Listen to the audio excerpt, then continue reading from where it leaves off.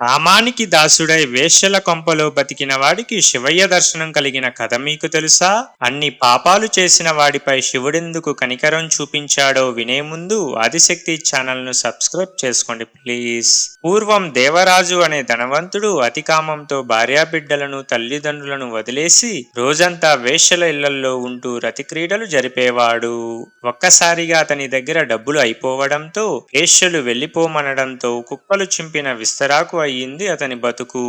అప్పుడు జీవితంపై విరక్తి కలిగి దగ్గరలో ఉన్న శివాలయంలో కాలం వెళ్లదీస్తూ శివపురాణం వింటూ బతికేవాడు. అలా ఒకరోజు తనకు మరణం సంభవించే సమయానికి చివరి శివపురాణ ఘట్టం వింటూ చనిపోతాడు.